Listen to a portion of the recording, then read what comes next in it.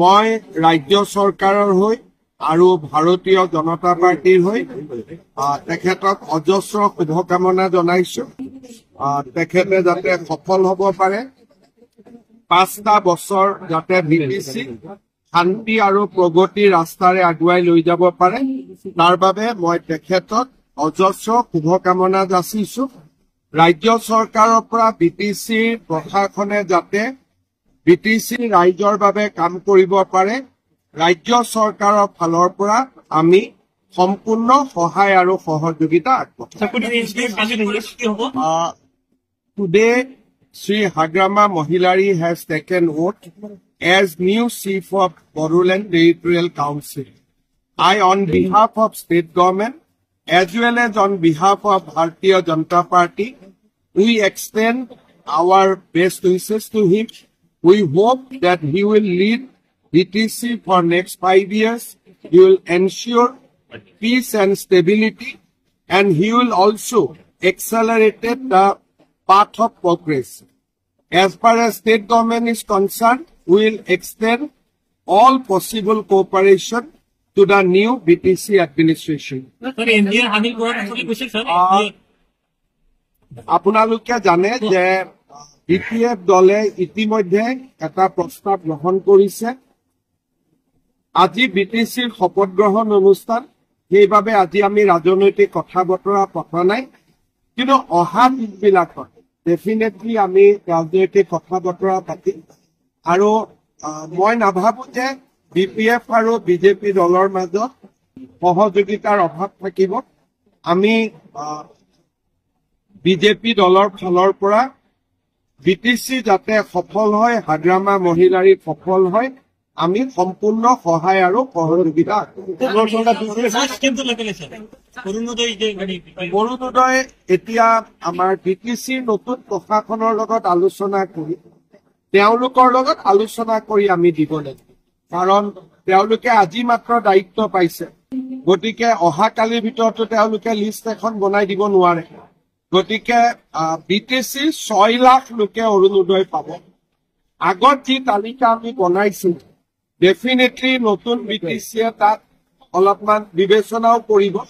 সেইবাবে অৰুণোদয় হওক, মহিলা উদ্যমিতাই হওক, ৰাজ্য চৰকাৰৰ আঁচনিসমূহ আমি বিটিচিৰ লগত আলোচনা কৰি ৰূপায়ণ কৰিম। 2-3 দিন তেওঁৰ দায়িত্ব লৈ লওঁ। অহা সপ্তাহত আমি এই বিষয়ে আলোচনা কৰিম। লেণ্ড ছাবজেক্ট বিটিচিৰ ওপৰত আছে। বিটিচিৰ ভিতৰত ৰাজ্য চৰকাৰে এভিকশ্যন চলোৱাই হওক বা মাটিৰ পট্টা দিয়াই হওক, এই দুইটাত আমি কাৰিকৰী সহযোগিতাক বাদ দি আমি আন কাম নকৰোঁ। এই ক্ষেত্ৰত সিদ্ধান্ত বিটিচিয়ে ল'ব লাগিব, ৰাজ্য চৰকাৰৰ ইয়াত কোনো ভূমিকা নাই। 16টা বিভাগ ডিচিসকলক কেইটামান বিভাগ চাব দিয়া হৈছিলে। যোৱাকালি আমি ডিচিসকলক আমি অলৰেডি অৰ্ডাৰ দিছো যে এতিয়াৰ পৰা ডিচিসকলে বিটিচিৰ কাম কাজ নাচায়।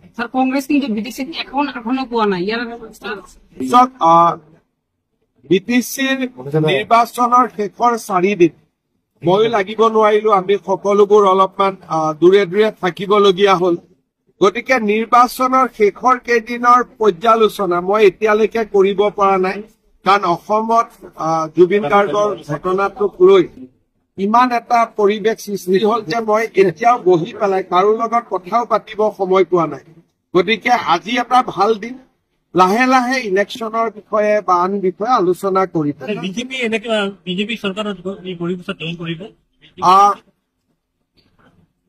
মই হাগ্ৰামা মহিলাৰীৰ লগত কথা পাতিছো। ভৱিষ্যতে বিজেপি আৰু BPF-এ সহযোগিতা কেনেকে কৰিব পাৰে তাৰ কথা বতৰাও মই পাতিছো। কিন্তু এইকেইটা দিন জুবিন গাৰ্গৰ ঘটনাক লৈ মন ইমানেই ভাৰাক্ৰান্ত হৈ আছে যে ভাল কৰি বহি কথা পাতিব পৰা নাই। মই বিশ্বাস কৰো যে হাগ্ৰামা মহিলাৰীয়েও বিজেপিৰ লগত সহযোগিতা কৰিব আৰু বিজেপিয়েও BPF-ৰ লগত সহযোগিতা কৰিব। আৰু আপোনালোকে জানে যে হাগ্ৰামা মহিলাৰীৰ লগত মোৰ সম্পৰ্ক আজি নহয়, 2001-2 চনৰে আমাৰ এটা বিশেষ সম্পৰ্ক আছে। আৰু যোৱা 5 বছৰো যেতিয়া হাগ্ৰামা মহিলাৰীৰ এটা ৰাজনৈতিকভাৱে তেওঁ BTCৰ পৰা আঁতৰত আছিল, মই ব্যক্তিগত সম্পৰ্ক মোৰ লগত সদায় আছিলে আৰু ব্যক্তিগত সম্পৰ্ক আমি সদায় মেইনটেইন কৰি ৰাখিছিলো। গতিকে ইয়াক ৰাজনৈতিকলৈকে ৰূপান্তৰ কৰোঁতে সময় নালাগে, কিন্তু আজিৰ দিনটো ৰাজনীতি পতাৰ কথা নহয় কাৰণে পতা নাই। বিশেষকৈ অসমৰ পৰিৱেশটো অলপ বেলেগ হৈ আছে। কেইটামান দিন যাওক, ৰাজনৈতিক কথা বতৰা। স্যাৰ, জুবিন গাৰ্গৰ বাবে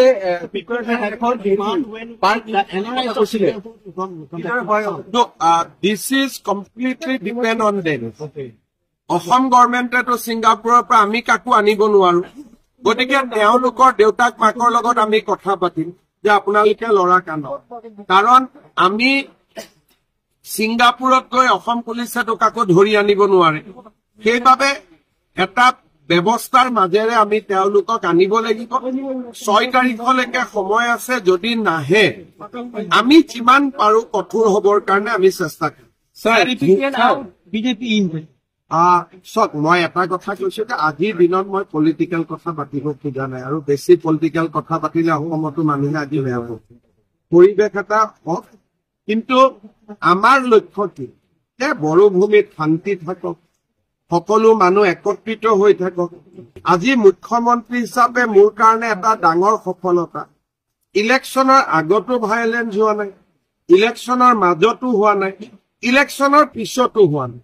গতিকে গৃহমন্ত্ৰী ডাঙৰীয়া আৰু মুখ্যমন্ত্ৰী হিচাপে মোৰ এইটো এটা ডাঙৰ সফলতা যে আজি আমি ইমান ডাঙৰ এটা ইলেকশ্যন হ'ল, ক'তো এটাওতো গণ্ডগোল লগা নাই।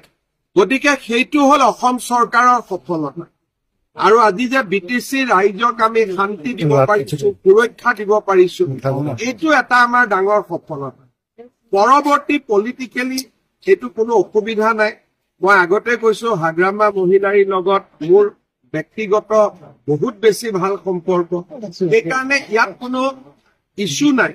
যেতিয়াই আমি পলিটিকেল কথা পাতিব খুজিম তেতিয়া আমি পাতি ল'ব পাৰিম। এতিয়া পলিটিকেল কথা পতাৰ সময় নহয় কাৰণে মই পতা নাই। স্যাৰ, বিজেপিয়ে কেইটা ডিমান্ড কৰিব? বিজেপিয়ে কেইটা ডিমান্ড কৰিব? মই এইটো কথাই বুজি পাওঁ যে আজিৰ মুহূৰ্তত EM বা MCL এই কথা পতাৰ বৰ্তমান সময় নহয়, কিন্তু এইটো নহয় যে আমি পলিটিকেল কথা নাপাতো। কাৰণ 26ৰ বিধানসভা নিৰ্বাচনত BPFৰ এটা গুৰুত্বপূৰ্ণ ভূমিকা থাকিব।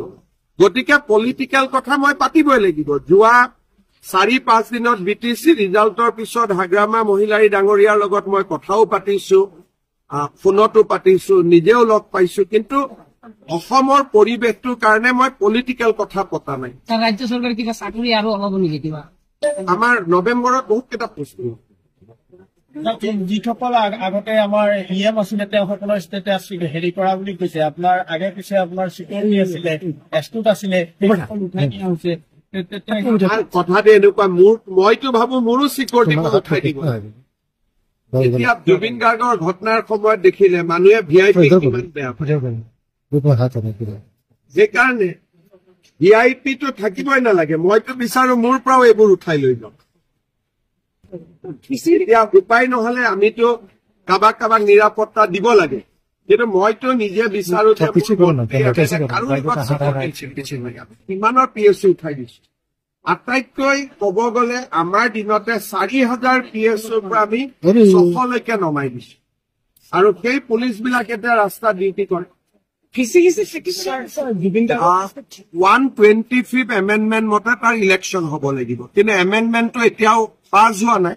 যেতিয়াই পাছ হ'ব তেতিয়াই অসমত যেনেকে পঞ্চায়তৰ ইলেকশ্যন হয়, DCDCৰো ইলেকশ্যন হ'ব লাগিব, কিন্তু সংসদত পাছ হোৱাৰ পিছত, আগত নহয়। গতিকে বৰ্তমান আগত যেনেকে আছিল তেনেকে থাকিব, কিন্তু যেতিয়া ইলেকশ্যন হৈ সংবিধান সংশোধনী পাছ হ'ব তেতিয়া ডেফিনেটলি ইলেকশ্যন হ'ব লাগিব।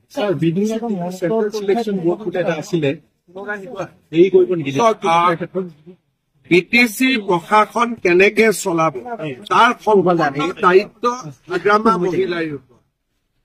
UPPL থাকোতেও বিজেপিয়ে ইণ্টাৰফেয়াৰ কৰা নাছিল। কেতিয়াবা মিটিঙত মাতে আমি আহো, আৰু ঠিক সেইধৰণে BPFেও যেতিয়া BTC চলাব ৰাজ্য চৰকাৰে ইণ্টাৰফেয়াৰ নকৰে। আমি আগতেও কৰা নাই, এতিয়াও আমি নকৰো। কাৰণ আমি বিচাৰো যে BTC-খন ছাকচেছ হওক। যিসমূহ পদ খালী হৈ আছে BTC নিযুক্তি প্ৰক্ৰিয়াৰ ক্ষেত্ৰত তেওঁলোকে কৰিব পাৰে। চৰকাৰৰ যি যি অনুমোদন লাগে অসম চৰকাৰৰ, BTC-ৰ কৰ্মচাৰীৰ দৰমহা অসম চৰকাৰে দিয়ে। সেইকাৰণে অসম চৰকাৰে যেতিয়াই তেওঁলোকে বিচাৰিব ইমানটা পোষ্ট খালী আছে, ইমানটা আমি এডভাৰটাইজ দিব খোজো, আমি দি দিম, আমাৰ কোনো অসুবিধা নাই। মোৰ মতেদি তদন্ত প্ৰক্ৰিয়াটো খুব ভাল দিশেৰে আগবাঢ়িছে আৰু ৰাইজেও ভাল পাইছে যে আমি কাকো ক্ষমা কৰা নাই। যোনে ঘটনাৰ লগত জড়িত তাকে আমি গ্ৰেপ্তাৰ কৰিছো। কাকো আমি VIP ট্ৰিটমেণ্ট দিয়া নাই, সকলোকে আমি সমানে জেৰা কৰিছো। গতিকে মই যিমান ৰাইজৰ লগত কথা পাতিছো, ৰাইজ যথেষ্ট সন্তুষ্ট। অসম চৰকাৰে যি ধৰণে তদন্তৰ প্ৰক্ৰিয়াটো আগবঢ়াই লৈ গৈছে। স্যাৰ নমিনেট NCL কেতিয়া দিয়া হ'ব? কমপ্লিটলি হাগ্ৰামা মহিলাই হ'ব। আমি তেওঁ যেতিয়া চিঠি দিব তেতিয়া মই কৰিলো। আমি কতোৱে ইণ্টাৰফেয়াৰ নকৰো। স্যাৰ ইউপিপিএল আগতেও কৰা নাছিলো, এতিয়াও নকৰো। স্যাৰ ইউপিপিএল লগত মিত্ৰজোঁট থকাটো বিচাৰে নে NDA থকাটো বিচাৰে? আজিৰ দিনটোত মই এটাই কথা কৈছো যে মই ৰাজনৈতিক কথা বাৰ্তা এতিয়াও হাগ্ৰামা মহিলাৰ লগত পতা নাই। তেওঁলোকৰ মিটিঙত যিটো প্ৰস্তাৱ গ্ৰহণ কৰিছিল, মোক কপিটো দিছে আজি। মই ৰাস্তাত যাওঁতেহে পঢ়ি যাম। জুবিন গাৰ্গৰ যিটো মঞ্চ পৰীক্ষাৰ প্ৰতিক্ৰিয়াটো ৰাজহুৱা কৰা হ'ব নেকি? আমি ৰাজহুৱা নকৰো, কিন্তু আপুনি যদি চাব খোজে মই CID কৈ দিম। যোনে চাব খোজে চাই আহিব পাৰিব। লুৰিণজ্যোতি গগৈয়ে বিচাৰিছে চোৱাৰ কাৰণে, CIDয়ে তেওঁক মাতি আনি দেখুৱাই দিব। আমিতো ৰাজহুৱা কৰিব নোৱাৰো, কিন্তু যাতে মানুহৰ মনত কোনো সন্দেহ নাথাকে, কোনোবাই যদি চাব খোজে CID অফিচত গলে আগতে IGPৰ সময় লৈ গৈ চাই আহিব পাৰিব। আমাৰ কোনো আপত্তি নাই।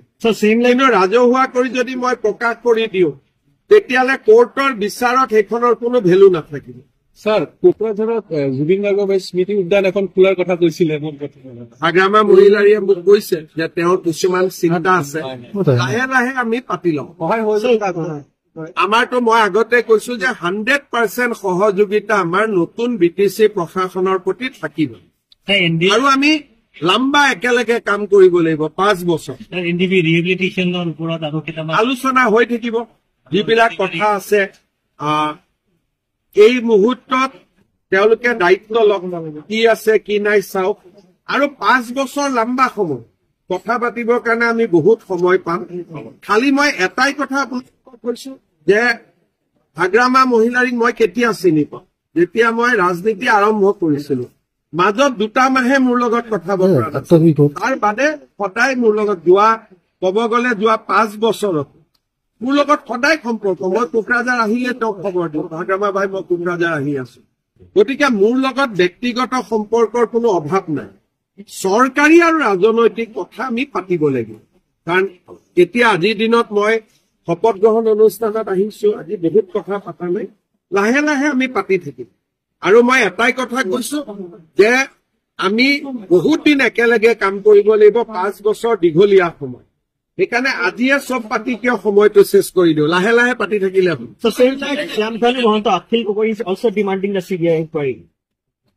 অখিল গগৈ, দেৱব্ৰত শইকীয়া আৰু শ্যাম কানু মহন্ত 3জনে একেলগে CBI ডিমাণ্ড কৰি আছে। কথা পাতি ডিমাণ্ড কৰিছে একেলগে নে কাকতলীয়া সংযোগ হৈ গল কিবা কাৰণত, সেইটো মই নাজানো, কিন্তু 3জনৰ দাবী একেটাই।